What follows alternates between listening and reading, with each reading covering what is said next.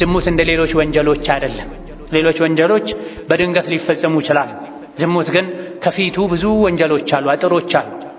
የሰው ልጅ ኢማኑ ሲደክም፣ ሲመነምን፣ ሲሳሳ፣ አኺራን ሲረሳ፣ የድንገት ሞትን ሲረሳ፣ የኻቲማ ጉዳይ ሳያሳስበው ሲቀር ነው አቅዶ ወጥኖ አውጥቶ አውርዶ በር ዘግቶ ቦታ መርቶ ዝሙት ላይ የሚወድቅ። ሌሎች ወንጀሎች በድንገት ሳያስቡት ሊፈጸሙ ይችላል። ዝሙት ከራስ አልፎ ከሌላ ሰው ጋር በቅድ የሚሰራ ወንጀል ነው። የድርቅና ጥግ ነው።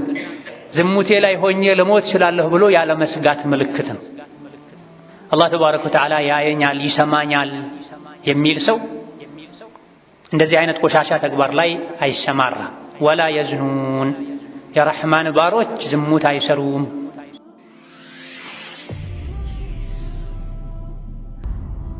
የችግሮች ሁሉ የዝሙት መነሻው እይታ ነው።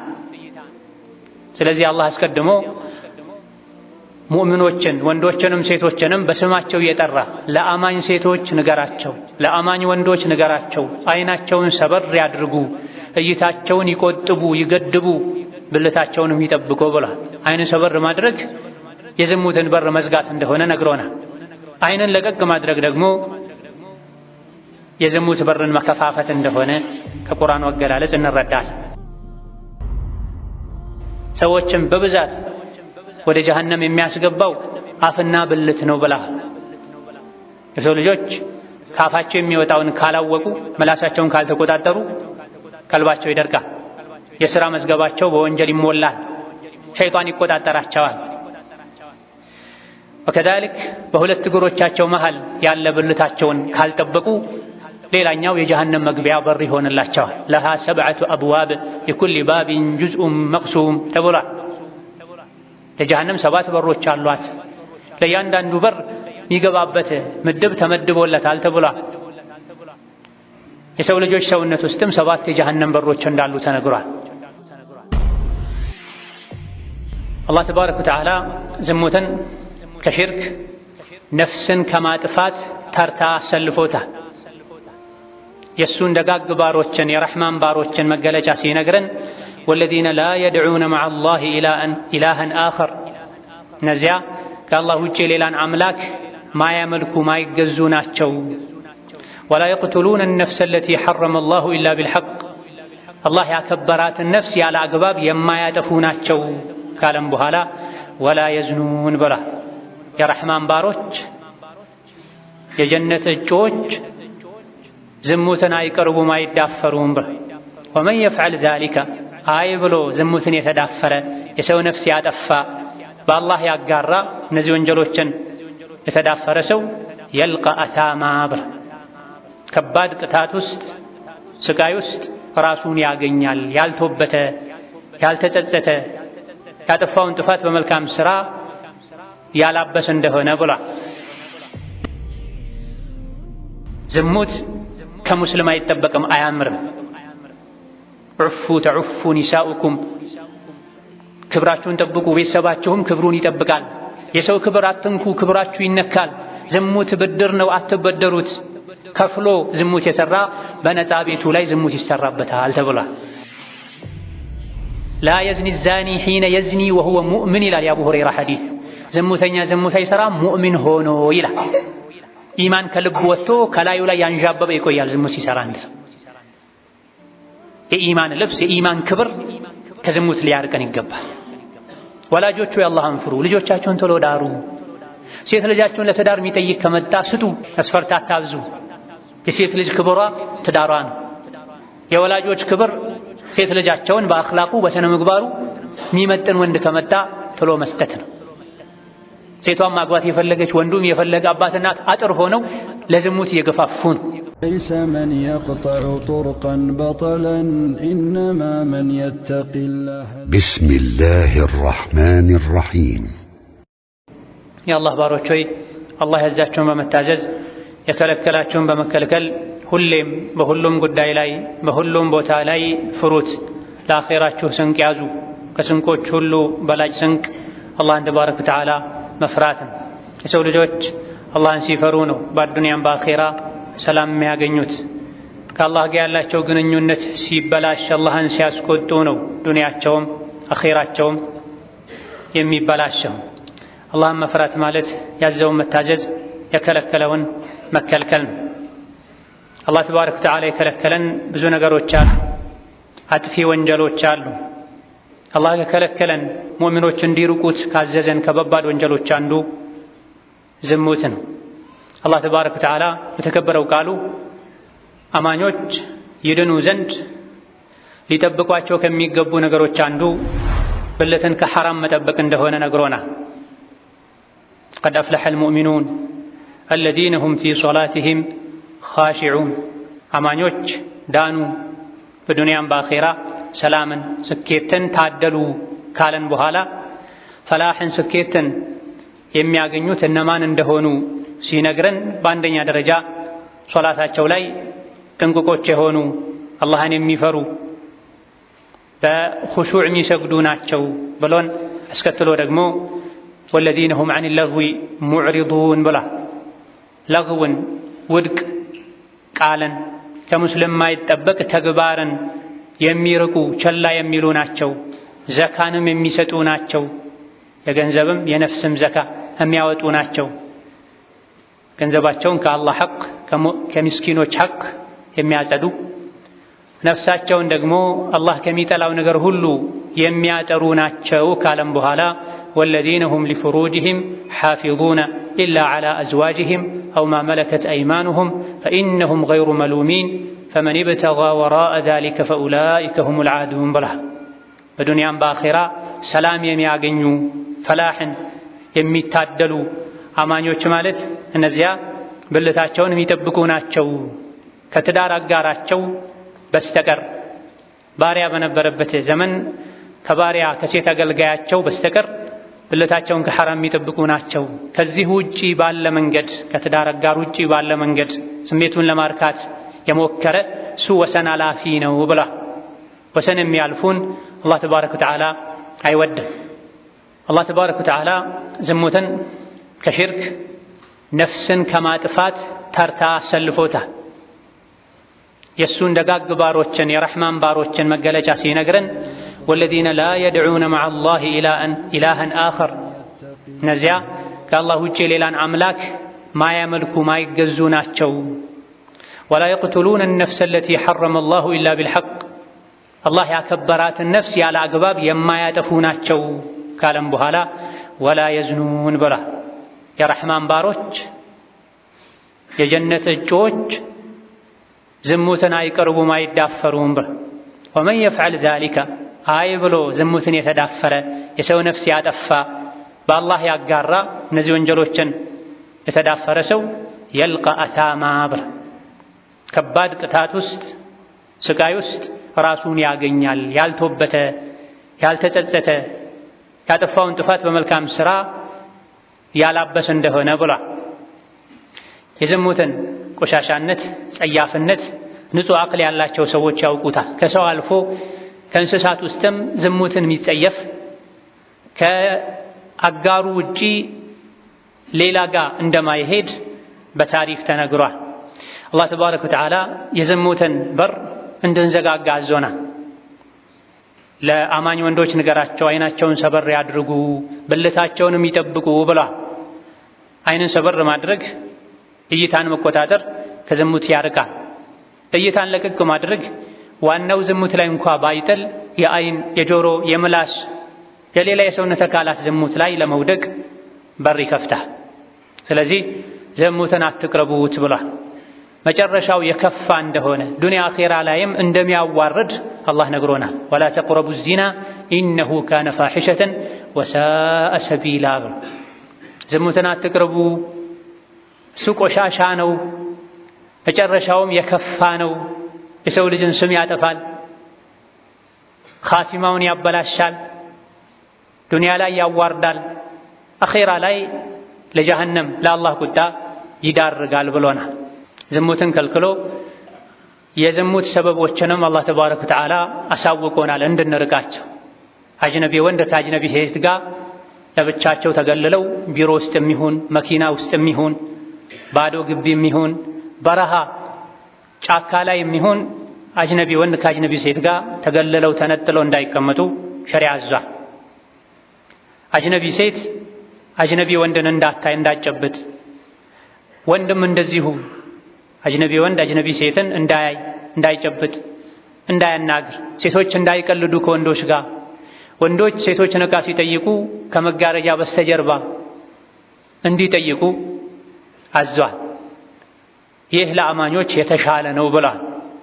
አላህ የሰው ልጆች ክብር እንዲጠበቅ ስለሚፈልግ፣ በተቃራኒው ደግሞ ሸይጣን ብልግና እንዲስፋፋ ስለሚፈልግ ሰዎችን ይሸነግላል፣ ወደ ጀሀነም ወደ እሳት ይጣራል፣ ሰዎች ስሜታቸው እንዲጋልቡ በማድረግ የችግሮች ሁሉ የዝሙት መነሻው እይታ ነው። ስለዚህ አላህ አስቀድሞ ሙእሚኖችን ወንዶችንም ሴቶችንም በስማቸው እየጠራ ለአማኝ ሴቶች ንገራቸው፣ ለአማኝ ወንዶች ንገራቸው፣ አይናቸውን ሰበር ያድርጉ፣ እይታቸውን ይቆጥቡ፣ ይገድቡ፣ ብልታቸውንም ይጠብቁ ብሏል። አይንን ሰበር ማድረግ የዝሙትን በር መዝጋት እንደሆነ ነግሮናል። አይንን ለቀቅ ማድረግ ደግሞ የዝሙት በርን መከፋፈት እንደሆነ ከቁርአኑ አገላለጽ እንረዳለን። ሰዎች ካዩ ያስባሉ፣ ካሰቡ ይራመዳሉ ወደ አሰቡት ነገር፣ ከተራመዱ አላህ የሚጠላውን ነገር ይፈጽማሉ።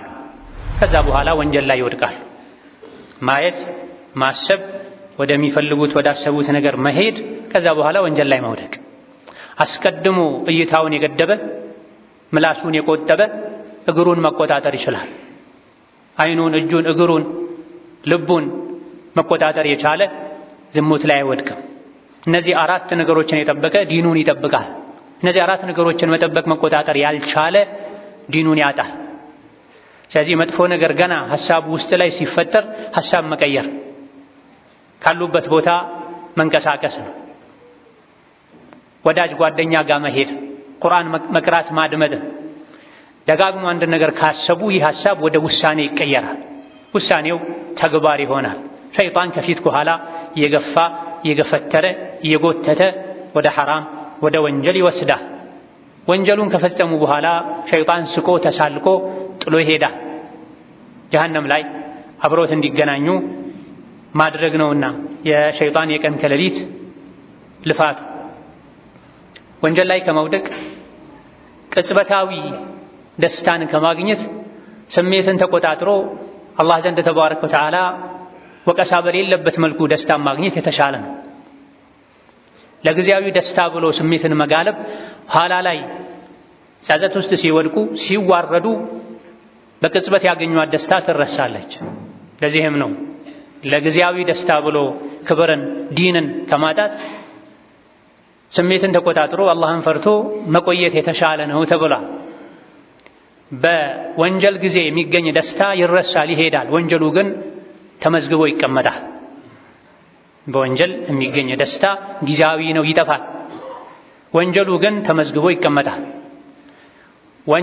ወንጀል ላይ ላለመውደቅ ብሎ አላህን ለመታዘዝ ብሎ ትንሽ ጊዜ መቸገር ኋላ ላይ ውስጥ ላይ ደስታን ይፈጥራል፣ የአላህን ውዴታ ያስገኛል። ድካሙ ይረሳል፣ ይሄዳል። አጅሩ ግን ይቀራል። ለጊዜው ለመደሰት ብሎ ግን ነፍስያን ሸይጣንን መታዘዝ ደስታውም ይረሳል፣ ከጊዜ በኋላ ጸጸትም ያወርሳል፣ ወንጀሉም ተጽፎ ይቀመጣል።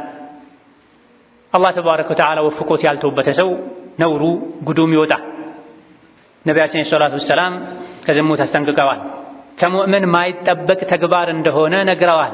ከመሆኑም ጋር ባለንበት ጊዜ ዝሙት በዝቷል፣ ተስፋፍቷል፣ በገሃድም በሚስጥርም። ነቢያችን ሰለላሁ ዐለይሂ ወሰለም በብዛት ጀሀነም ስለሚያስገቡ ነገሮች ሲናገሩ አክተሩ ማ ዩድኺሉ ናሰ ናረ አልፈሙ ወልፈርጁ ብለዋል። ሰዎችን በብዛት ወደ ጀሀነም የሚያስገባው አፍና ብልት ነው ብለዋል። የሰው ልጆች ከአፋቸው የሚወጣውን ካላወቁ፣ መላሳቸውን ካልተቆጣጠሩ ቀልባቸው ይደርቃል፣ የሥራ መዝገባቸው በወንጀል ይሞላል፣ ሸይጣን ይቆጣጠራቸዋል። ወከዛሊክ በሁለት እግሮቻቸው መሃል ያለ ብልታቸውን ካልጠበቁ ሌላኛው የጀሀነም መግቢያ በር ይሆንላቸዋል። ለሃ ሰብዐቱ አብዋብ ሊኩሊ ባቢን ጁዝኡን መቅሱም ተብሏል። ለጀሀነም 7 በሮች አሏት፣ ለእያንዳንዱ በር የሚገባበት ምድብ ተመድቦለታል ተብሏል። የሰው ልጆች ሰውነት ውስጥም 7 የጀሃነም በሮች እንዳሉ ተነግሯል። አኺራ ላይ ያለው ጀሃነም 7 እንደሆነ ሁሉ እዚህ የሰው ልጆች የሰውነት አካል ላይም 7 ወደ ጀሃነም ሊያስገቡ የሚችሉ መጥፎ በሮች፣ መጥፎ ስራዎች አሉ። ከዚህ አንዱ አፍ ነው፣ ሌላኛው ብልት።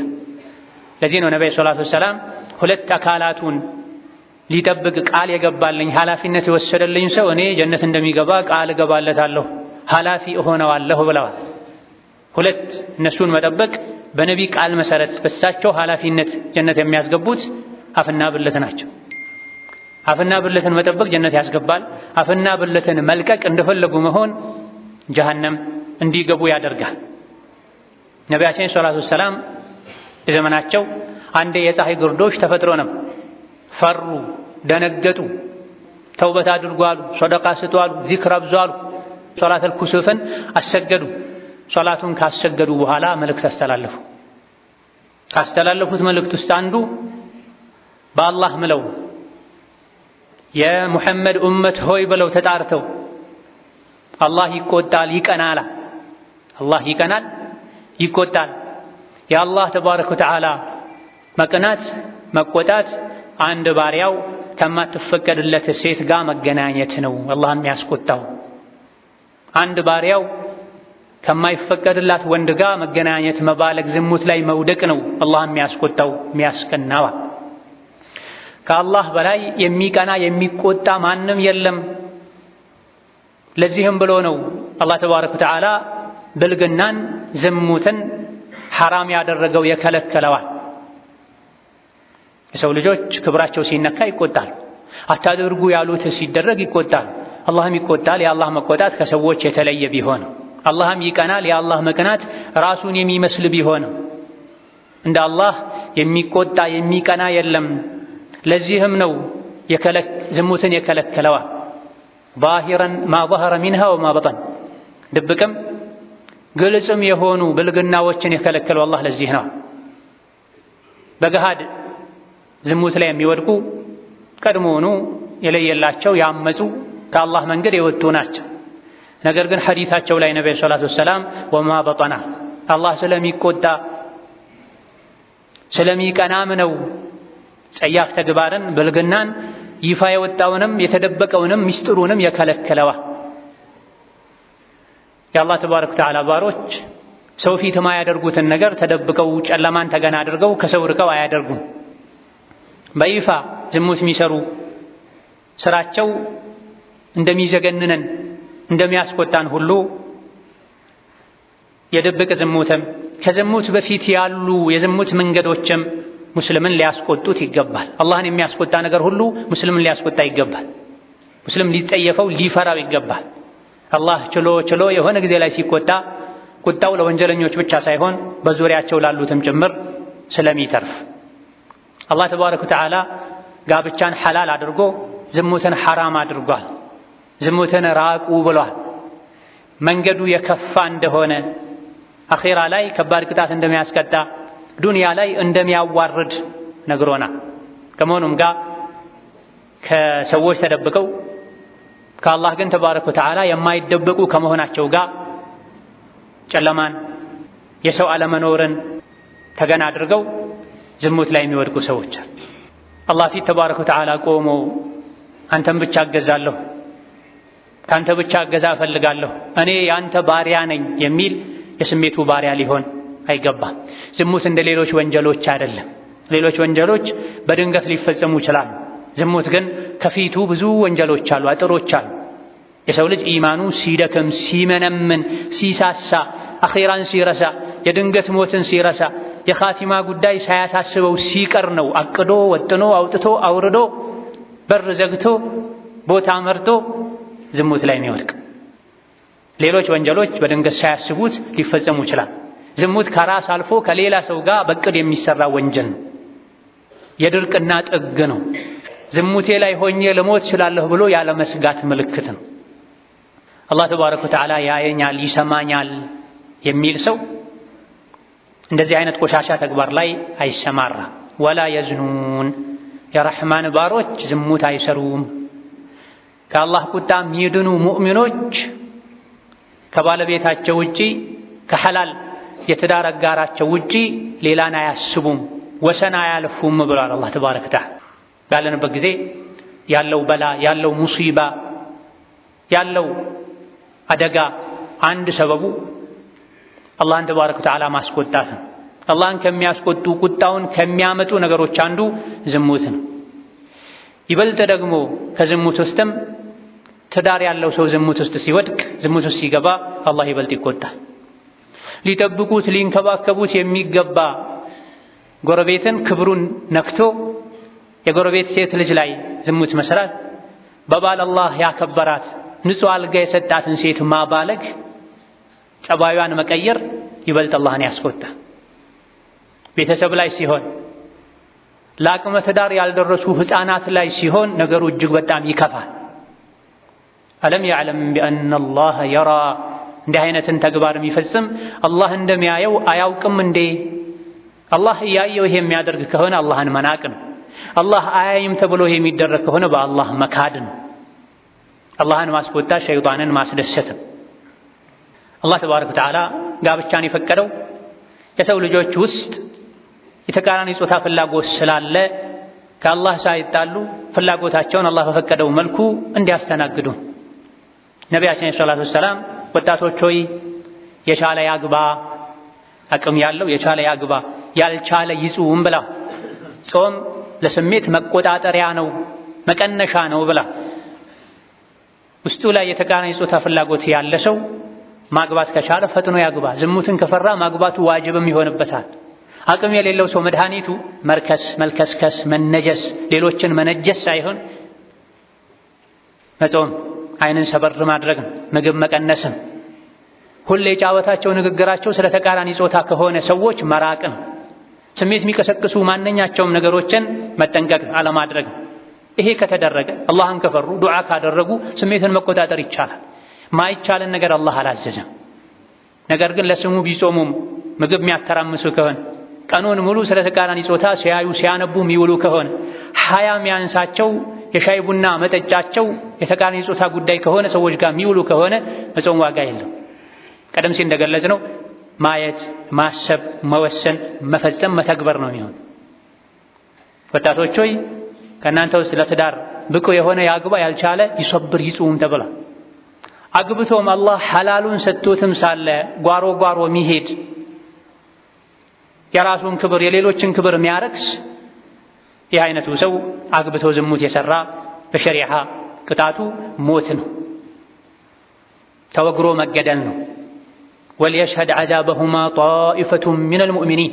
ተራ መገደልም አይደለም፣ የተወሰኑ ሙእሚኖች ባሉበት መማሪያ እንዲሆን ሌሎች ውርደትን እንዲፈሩ የአላህን መጋረጃ እንደጣሰው የሱ መጋረጃም ተጥሶ ሰዎች ፊት ተዋርዶ ይገደል ትገደል ይላል ሸሪዓ። አግብቶ ዝሙት የሰራ ሰው ሳያገባ ዝሙት የሰራ 1 ዓመት ከሀገር እንዲባረር ወይም እንዲታሰር 100 ጅራፍ እንዲገረፍ፣ ይሄም በይፋ እንዲሆን አላህ አዟል። አላህ በመሰረቱ ወንጀልን ደብቁ ብሏል። ሰዎችን አታጋልጡ፣ ወንጀለኛን ደብቁ። ወንጀል ላይ የወደቀ ሰው አላህ ከደበቀለት ተደብቆ ተውበት ያድርግ፣ ከአላህ ጋር ይታረቅ ተብሏል። ነገር ግን ዝሙት ከባድ ስለሆነ አንድ ዝሙተኛ ዝሙተኝነቱ ከተረጋገጠ በአደባባይ ሰዎች ተጠራርተው ሜዳ ላይ ቀጠሮ ተይዞ የሚገደለው እንዲገደል የሚገረፈው እንዲገረፍ አላህ አዟል።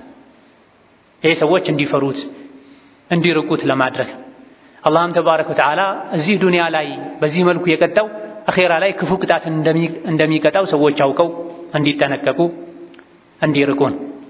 ይበልጥ ዝሙት የሚያስጠላው ትዳር ያለ ትዳርን ትቶ ያውም ትዳር ካላት ሴት ጋር ሲሆን ለአቅመ ትዳር ካልደረሱ ሕፃናት ጋር ምናልባትም በአማና በአደራ አንተ ቤት ትኑር አንቺ ቤት ትኑር ተብሎ የተሰጡ ሕፃናት ላይ ሲሆን ጥፋቱ ድርብርብ ይሆናል።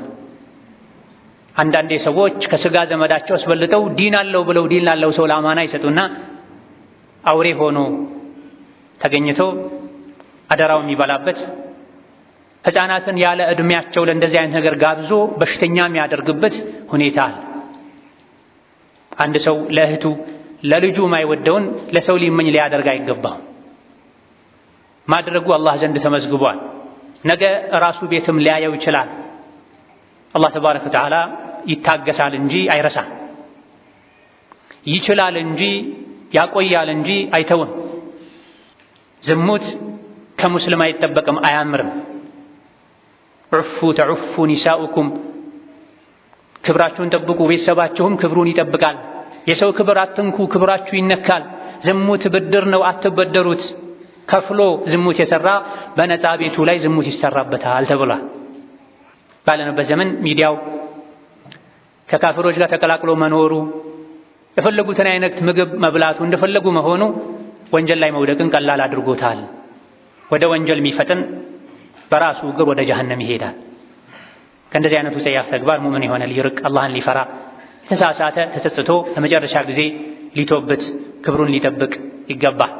ከሰዎች ብንደብቅ ከአላህ መደበቅ አንችልም። የዕለሙ ኻኢነተል አዕዩኒ ወማ ቱኽፊ ሱዱር። አላህ ተባረከ ወተዓላ ልቦች የደበቁትን ያውቃል። ፊት ለፊት የሚያዩ መስሎ ከሰው ጋር ሲሄዱ አይንም ብቻ በማዞር ሰዎች ሐራም ማየታቸውንም አላህ ያውቃል። መብራት ቢያጠፉ፣ ጉድጓድ ውስጥ ቢገቡ፣ በመኪና መስታወት ተደብቆ አጨልሞ ቢባልጉ ከአላህ የሚደበቅ ነገር የለም። አላህ ያየኛል፣ ይሰማኛል።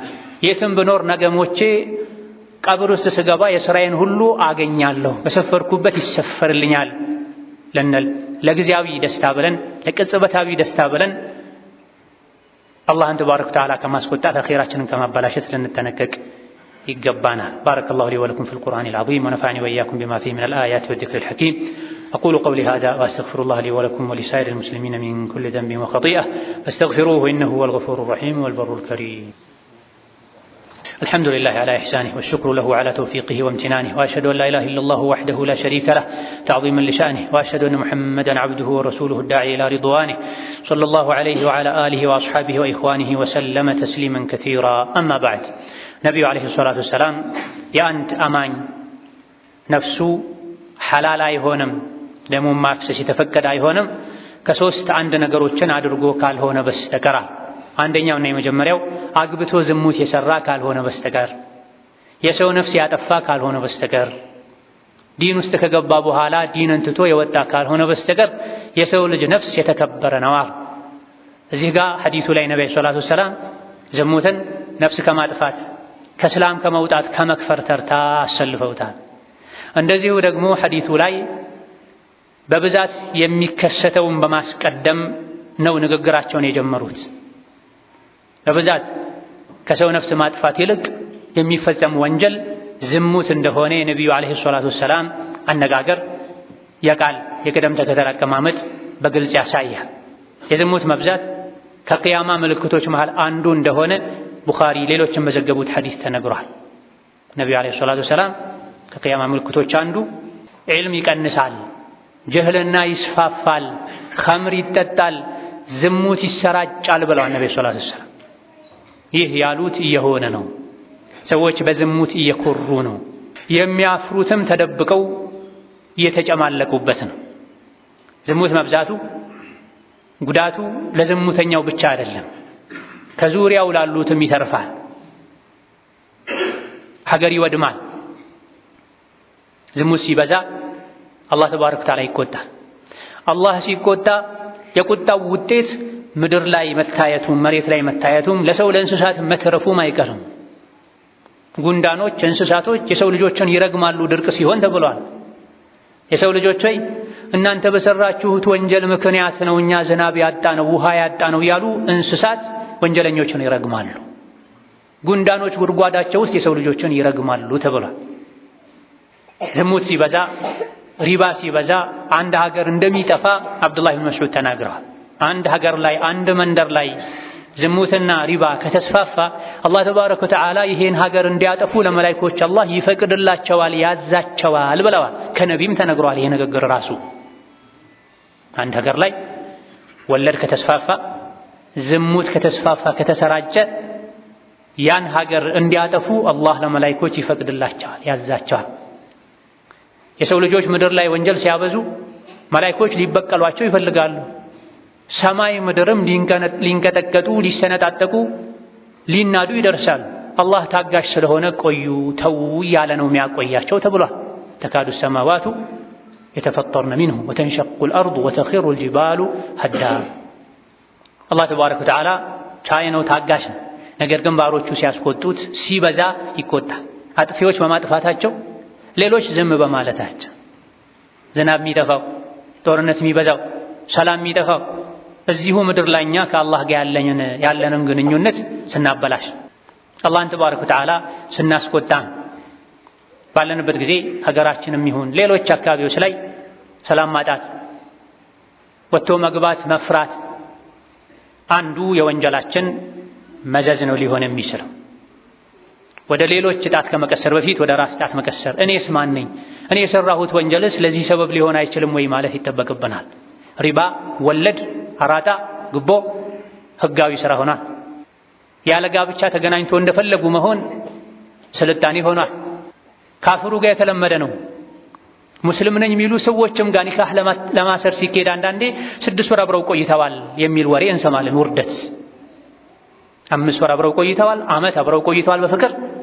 ከኒካህ በፊት ሙስሊም ዘንድ ፍቅር የሚባል ነገር የለም። ፍቅር የሚጀምረው ከኒካህ በኋላ። ካፍር ያደረገውን ሁሉ ያደረጉ ከነሱ ጋር ገደል መግባት አንዱ የቂያማ ምልክት ነው። ከካፍሮች ውስጥ እናቱን የተገናኘ ሰው ቢኖር እሱም ስልጣኔ መስሎት ከኡመቴ ውስጥ የሚያደርገው አይጠፋም ብለው ነበር ነብዩ ሰለላሁ ዐለይሂ ወሰለም። ካፍሮች ያደረጉትን ያደረጋችሁ ገደል ቢገቡ እንኳ ገደል አብራችሁ ትገባላችሁ። ከነሱ ውስጥ እናቱን በይፋ የተገናኘ ሰው ቢኖር ከኡመቴ ውስጥም ይሄን የሚሞክር አይጠፋም ብላ። ካፍር ሁለቱ ከፈቀዱ ዝሙት አይመስለውም፣ ኒካህ ባያስሩ። ዛሬም ሙስሊም ነኝ ከሚሉ ሰዎች ውስጥም ይሄን የሚያደርጉ የበዙ፣ ለወራት ለዓመታት እንደፈለጉ ከሆኑ በኋላ ህይወታቸውን በሐራም ከጀመሩ በኋላ በቃኝ ሲሉ ኒካህ ለማሰር ይመጣል። ህይወቱ በሐራም ተጀምሮ አባትም አጎትም አያትም ይሄን ያውቃል። ፈቃደኛ ናት ወይ ከኒካህ መስፈርት አንዱ እሷ ፈቃደኛ መሆን አለባት አረጋግጡ ሲባል ጀብድ ትልቅ ነገር የሚናገር መስሎት 6 ዓመት አብረው ቆይተዋል የሚሉ አባቶች አሉ። አንድ አባት ሴት ልጁ ዝሙት ከምትሰራ ሚስቱ ዝሙት ከምትሰራ ሰራች ከሚባል ተሰራባት ከሚባል ሞተች ተገደለች ቢባል ይሻለዋል ይላሉ ኢብኑል ቀይም ረሂመሁላህ ተዓላ። አንድ አባት ውስጡ ላይ ገይራ ያለ ቅናት ያለ በስሩ ላለች ሴት ልጅ ክብር የሚጨነቃባት ሴት ልጅህ ዝሙት ሰራች፣ ሚስትህ ላይ ዝሙት ተሰራ፣ ልጅህ ዝሙት ሰራ ከሚሉት ልጅህ ተገደለ ሞተ ቢባል ይሻላል። ሞት አንድ እጁን ከአላህ ተባረከ ወተዓላ መገናኘት ነው። የሥራውን ነው ይዞ የሚሄድ። ዝሙት ግን ስም ያጠፋል። የሰውን ልጅ የቤተሰብን ክብር ይነካል። ያንተ ያልሆነ ልጅ አንተ ቤት እንዲገባ ያደርጋል። በተለይ ባለትዳር ላይ ሲሆን መውረስ የሌለበትን ሰው እንዲወርስ ያደርጋል። የሴት ልጅ ማህረም ያልሆነን ሰው የሴት ልጅ ማህረም እንዲሆን ያደርጋል። ወንድሟ ሳይሆን ወንድሟ ነው ይባላል። ኒካህ ማሰር ሳይችል ያስራል። ዱንያ አኺራ ይበላሻል።